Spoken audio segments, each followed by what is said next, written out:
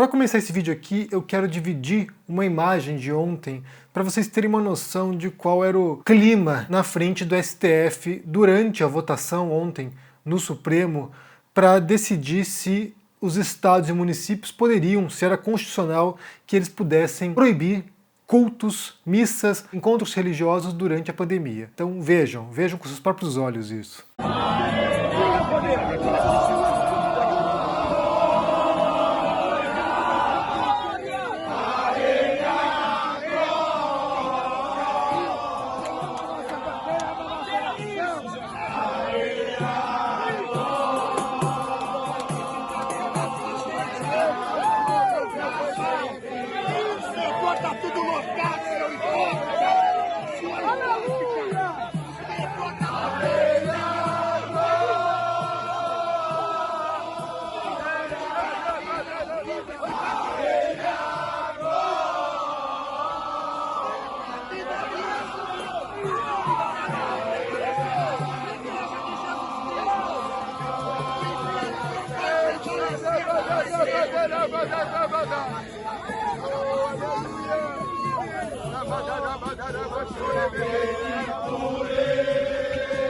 Eu sei que para muita gente uma imagem como essa é no mínimo perturbadora, né? É no mínimo assustadora, porque que a gente esteja no meio de uma pandemia com recordes de mortes, né? Ontem, mais uma vez, mais um número recorde assustador, mais de 4.200 pessoas mortas na contagem de 24 horas, e é assustador pensar que no meio de uma condição extraordinária, excepcional como essa, pessoas estejam querendo se aglomerar com base em um argumento de que o Estado não pode interferir na liberdade religiosa das pessoas. Qual ponto da pandemia essas pessoas não entenderam ainda? Porque o vírus é transmitido de pessoa a pessoa. Você põe num templo um monte de pessoas cantando, sabe, gritando, batendo palmas juntas.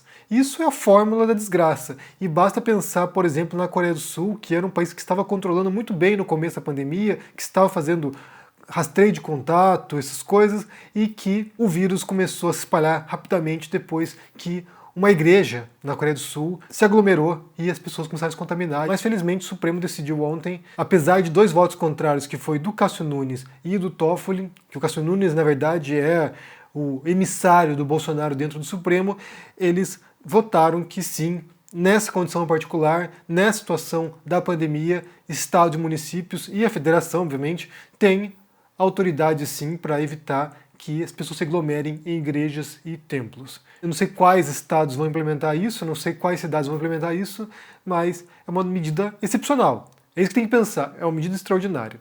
Então eu começo esse vídeo aqui porque isso vai ter relação sim com aquilo que eu vou falar adiante, que tem a ver com a Sarah Winter.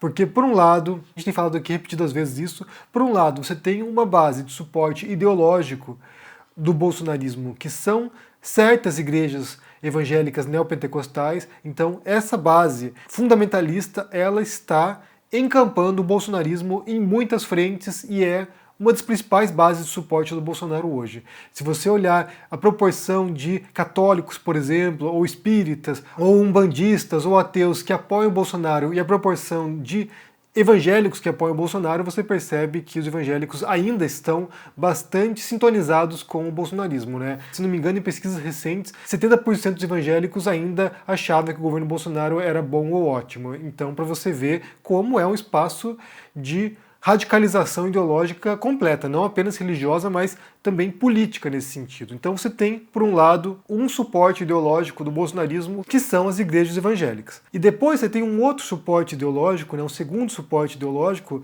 e que fornece elementos culturais, mas também elementos políticos para o bolsonarismo, que é o Olavo de Carvalho e seus discípulos. Então, como eu falei, uma frente religiosa, uma frente fundamentalista religiosa e uma frente política, ideológica e, entre aspas aqui, muitas aspas, filosófica, né? Então, você tem, por exemplo, figuras como o Felipe G. Martins, que fez aquele símbolo supremacista branco numa comissão do Senado e ainda está no governo Bolsonaro, não foi demitido. Você tinha o Ernesto Araújo, chanceler, que foi demitido, né? Esse simplesmente ficou insustentável que ele se mantivesse no cargo como chanceler, foi demitido, mas o Felipe G. Martins ainda está lá.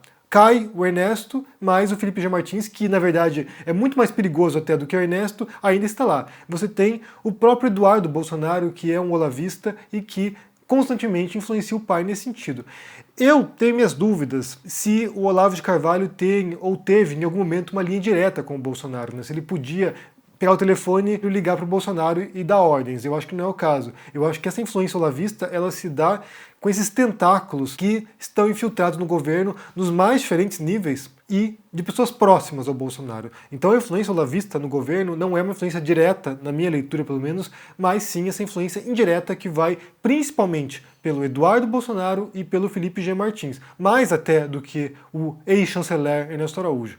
Por exemplo, o Weintraub era um outro olavista. Esse é um que caiu também, ex-ministro da Educação, e que também tinha toda essa noção, essa maluquice olavista inculcada nas suas propostas educacionais. Então você tem duas frentes, a frente ideológica, religiosa e a frente ideológica política, e as duas, elas são distintas, elas não se conectam, elas não partem do mesmo ponto de origem, mas elas se intersectam numa figura em particular, numa figura específica, que é a Sarah Winter. E aqui a gente vai entrar numa notícia de ontem, publicada pela Veja. Sarah Winter negocia delação premiada com a PGR.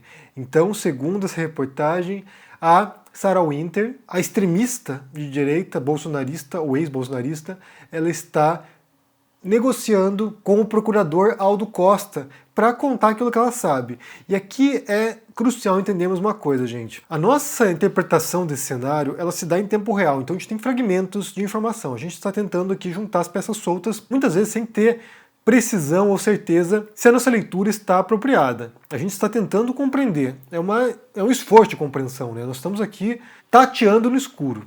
Então, a nossa compreensão futura disso, né, a nossa leitura do passado, que é o nosso presente agora, mas daqui, sei lá, 10, 15 anos, quando a gente for entender esse momento, a nossa leitura ela vai ser certamente impactada pelas revelações que dissidentes vão nos passar, ou mesmo quem participou do governo e que ainda apoiava isso. Do mesmo modo como a gente vai entender o nazismo, por exemplo. O nazismo a gente vai entender a partir dos diferentes agentes do nazismo, os textos que eles publicaram, os discursos que eles publicaram, os processos históricos que o regime passou até a sua queda, pessoas que foram vítimas e que foram algozes. Então, a compreensão desse momento do bolsonarismo, a gente só vai ter de fato daqui, sei lá, 10, 15, 20 anos, que é quando essas pessoas, como a Sarah Winter, começaram a abrir a boca e revelar o que eles fizeram. Como eu falei, a Sarah Winter, ela é a intersecção, ela é o ponto de contato entre os fundamentalistas religiosos e os fanáticos olavistas. Tanto que quando ela foi presa, por causa do inquérito sobre os atos antidemocráticos, uma das poucas pessoas que estava publicamente defendendo Sarah Winter não eram os evangélicos. Poucas pessoas que estavam defendendo Sarah Winter eram os olavistas. Você tinha o Olavo de Carvalho indignado porque o Bolsonaro não estava defendendo Sarah Winter, alguns olavistas, alguns discípulos ali revoltados com a prisão dela. Então, a única ala que ficou em defesa da Sarah Winter foram os olavistas. Mas certamente a sensação de frustração dela e de abandono veio, em grande parte, por causa do governo federal, por causa do Bolsonaro, por causa da Damares. A Sarah Winter chegou a trabalhar no gabinete da Damares, a quem ela chamava de mãe, que era quase uma mãe para ela. Então, quando você tem a queda da Sarah Winter, a prisão, e o silêncio do governo e o silêncio da Damares também, que em nenhum momento se manifestaram em defesa da Sarah Winter, aí talvez tenha disparado a sensação nela de que eu fui boi de piranha.